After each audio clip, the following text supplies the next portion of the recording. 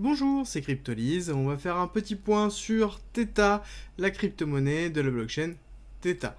Alors, Theta, qu'est-ce que c'est? C'est une blockchain qui a pour vocation de révolutionner l'environnement de l'entertainment et notamment la génération des vidéos et l'accessibilité aux vidéos, alors que ce soit autour du gaming ou que ce soit autour des vidéos en général. L'intéressant vraiment au niveau de Theta, c'est qu'on n'a plus de problématiques de gestion de cache, on n'a plus de problématiques d'infrastructure pour gérer tout simplement des vidéos. C'est vraiment un système de peer-to-peer sur du caching.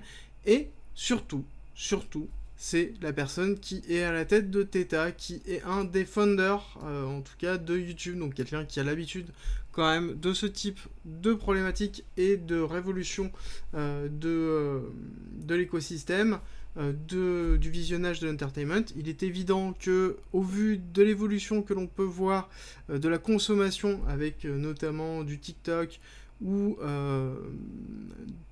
des vidéos courtes qui sont effectuées sur des plateformes comme Instagram et autres, on a en effet une consommation de plus en plus forte de la vidéo. Voilà. Et Theta offre une possibilité de pouvoir avoir un moyen de fonctionner avec des vidéos qui vont être cachées par tout simplement les utilisateurs et blockchainisées tout simplement dans leur fonctionnement. Et on voit justement le problème qu'ils essaient de résoudre avec la partie des viewers, le CDN, donc c'est-à-dire le caching, et les vidéos qui sont effectuées. Et derrière, on aurait tout un système de rétribution des créateurs de vidéos qui se ferait par Theta avec une gestion de la blockchain. Donc forcément, plus on créerait de vidéos, plus on serait rémunéré, et plus ces vidéos seraient utilisées, plus on pourrait avoir justement de rémunération et de structuration de la blockchain.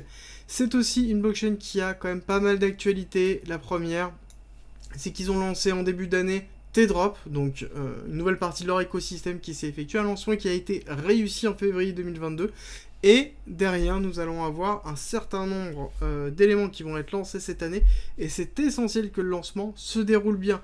Actuellement sur DeFi Llama, on est 35e, enfin on était 35e, et ça va continuer à monter, je pense en l'occurrence, ça va continuer à monter, et il est important, vraiment, que cette roadmap se suive et que notamment la partie Q2 de 2022 se passe très bien. Il faut que la partie de streaming et la partie delivery se fasse parfaitement, qu'il n'y ait pas d'accro. Si c'est le cas, je pense que 2022 et fin 2023 va être une très bonne année pour Theta, avec certainement une adhésion massive qui va s'effectuer au fur et à mesure.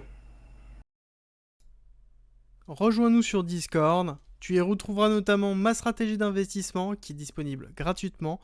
Je montre comment je construis mon bag, le fonctionnement de mes optimisations, quand acheter, quand vendre, tout pour éviter justement les principaux pièges. Si tu aimes mon contenu, like, partage et abonne-toi, ça m'aide énormément. Alors pour la partie technique, on a justement une partie qui est très intéressante à analyser. Nous avons une énorme phase d'accumulation qui a duré quand même depuis très longtemps, parce que c'est un projet qui est ancien, qui a pour vocation justement de résoudre les problématiques de caching depuis longtemps, et on voit qu'on a commencé à avoir une adhésion en début 2021, avec un premier retracement qui s'est effectué en avril 2021, on a refait une nouvelle poussée. Je pense qu'on aurait poussé beaucoup plus haut si on n'avait pas eu le crash de mai qui est arrivé par la suite. Ce qui est intéressant de voir, c'est que nous avons une mise en place de Wyckoff avec une réaccumulation, parce que le ST a pris la liquidité du BC avec un BC ARST, et actuellement nous sommes en train de travailler le saut. Et un travail qui est aussi excessivement intéressant dans la schématisation des prix que nous avons, parce que c'est une descente, un travail du saut qui nous forme une accumulation de Wyckoff. Une accumulation qui, pour Wyckoff, a pour vocation de créer de la liquidité, qui a pour vocation de pouvoir justement créer des niveaux de support comme avec le SC et pouvoir après les casser pour prendre la liquidité et repartir.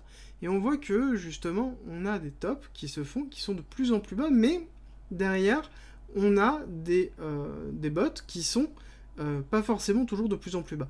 Donc on voit qu'ici on a pris une première impact du SC, on a pris une première fois la liquidité, et on voit qu'on est allé retester ce niveau-là. On est remonté, on est retesté, et ainsi de suite. Et donc on a vraiment une tendance d'accumulation qui se fait sur Theta, et des achats qui sont effectués régulièrement quand on voit tout simplement des zones comme ça qui sont rachetées fortement. Ici des rachats forts, là on a une mèche qui a été rachetée entièrement. Pareil, ici on est redescendu, on a été racheté, on est redescendu, on est racheté. Donc on a une accumulation forte qui se fait. Une accumulation qui se retrouve aussi dans cette partie-là, que l'on va aborder par la suite, qui est en fait une accumulation au niveau du spring. Parce qu'on a pris une première fois la liquidité, donc on a fait le STB, on attend le spring, on est dans la phase de spring avec une prise de liquidité du STB, et on voit qu'au niveau du spring, on a aussi une accumulation qui se met en place, avec tout simplement un SC, AR, ST, AR, et on attend le STB et potentiellement le spring. Donc là nous avons bien ici SC, AR, ST, donc on a renforcé la liquidité basse, on remonte, on va prendre la liquidité, on va remonter, potentiellement faire un spring. Est-ce que la prise de liquidité va être très forte? Ça va dépendre.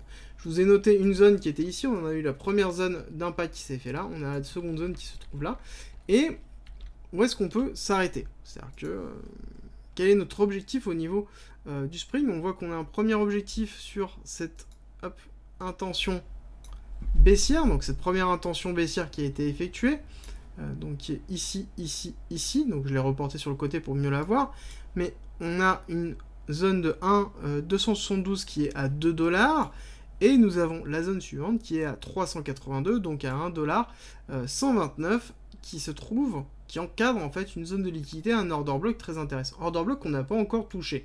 Donc j'ai tendance à penser que là, on se trouve dans la phase d'accumulation de l'accumulation du spring, donc avec encore 2 prises de liquidité à faire pour pouvoir ensuite partir et décoller. Ce qui serait en même temps cohérent avec la partie fondamentale du projet, où on est en train d'avoir des lancements qui vont être effectués, et que on va quand même beaucoup d'actualités qui sont programmées pour 2022 et 2023, avec notamment des use cases qui vont se conforter. Par contre, il est évident que pour que ça fonctionne, il faut qu'il y ait un certain nombre d'utilisateurs, parce que si on n'a pas d'utilisateurs, on n'a pas de CDN et de renforcement du CDN qui est effectué. Donc ça veut dire que derrière, on a le concept même qui va tomber à l'eau. Donc plus on va avoir d'utilisateurs, plus on aura un engouement, plus on aura une utilisation du Theta, et donc on aura le projet qui va croître. La deuxième partie, la deuxième possibilité d'un accroissement fort serait un rachat de Theta pour une utilisation sur une grosse plateforme. Ça, c'est encore autre chose, c'est de la pure spéculation. Néanmoins, nous avons un autre schéma qui se met en place, qui renforce encore ceci, qui est les vagues d'Elliott. Ici, nous avons une grande vague 1, et nous sommes actuellement dans une vague 2, qui se fait une vague 2 où on a cassé le 786 de la première progression, et qu'on est en train de retracer, à savoir qu'une vague 2, on peut retracer jusqu'à 99,99%, d'accord? Donc tant qu'on ne casse pas le niveau en dessous, on n'a pas de problème. Donc du coup, là, on est en train de travailler une zone qui est importante, on aura un retracement qui sera de 90%, et ensuite, on pourrait partir sur une vague 3 qui serait agressive et qui conforterait possiblement le suivi tout simplement de la schématique orange de Wyckoff, avec une schématique sur laquelle on attend un UT et un UTAN, donc quelque chose d'assez bullish, étant donné qu'on est dans une réaccumulation pour avoir quelque chose qui est assez fort. Et si on regarde la projection qu'on effectue, une projection qui nous amène quand même sur un Theta à 27$, sur du 1,618, donc sur une vague 3 classique, d'accord? Et si on lisse une entrée et qu'on va chercher justement une double prise de liquidité, donc on va chercher de la liquidité basse, on se retrouve quand même sur 1700%, avec évidemment un use case qui est effectué. Une vague 3 qui peut très bien pousser encore plus haut, sur le 218. Il est évident que derrière, ça, c'est pas quelque chose qui va se faire du jour au lendemain, c'est quelque chose qui va prendre du temps, qui va se construire au fur et à mesure que le projet va prendre de l'ampleur, et sur les années qui viennent. Il est évident que cette vague 3 ne va pas se faire comme ça en un coup, mais va se construire comme d'habitude en 1, 2, 3, 4, 5. D'accord? Donc on va avoir une schématique d'Elliott qui va rentrer, principe de fractalité, où cette vague 3 va être composée de 5 vagues d'Elliott qui vont se mettre en place. Donc on pourrait très bien avoir ici une vague 1, vague 2. Alors on va juste nettoyer. Ici on descend, on prend la liquidité, on part. Vague 1, vague 2, vague 3 très bullish, vague 4 de consolidation, vague 5 de retest, donc petite vague 5, qui se fait après retracement A, B, C, et après on peut continuer à repartir si on le souhaite. Donc là on pourrait avoir très très bien ça. Dans tous les cas, à minima, il est évident qu'on va casser le ST, donc on va aller faire un nouvel ATH, une fois qu'on aura terminé l'accumulation de week-off, et Theta c'est un des projets sur lequel je suis énormément, et je suis bullish en tout cas fondamentalement dessus. La technique nous montre qu'on a du potentiel, le fondamental nous dit qu'en effet on a aussi du potentiel, mais voilà, il y a un certain nombre d'éléments à prendre en compte, et il faut impérativement que les use cases arrivent et qu'il y ait une adhésion du public sur ça. Pour tous ceux qui sont sur TradingView, j'espère que cette vidéo vous a plu, cette petite update. N'hésitez pas à nous rejoindre sur YouTube, il y a du contenu exclusif, notamment des lives qui sont effectués, les vidéos, les quotidiennes du lundi au vendredi, les vidéos d'analyse de 14h, et plein d'autres choses. Le Discord vous attend pour discuter trading, crypto-monnaie, blockchain, avec notamment le guide d'investissement que j'ai mis à disposition gratuitement de 25 pages pour vous expliquer ma stratégie pour éviter les principaux pièges de l'investissement en crypto-monnaie. Merci d'être resté avec moi jusqu'au bout. Abonne-toi, partage si t'as aimé et rejoins-nous sur Discord. C'est avec plaisir qu'on t'accueillera. Et à très vite.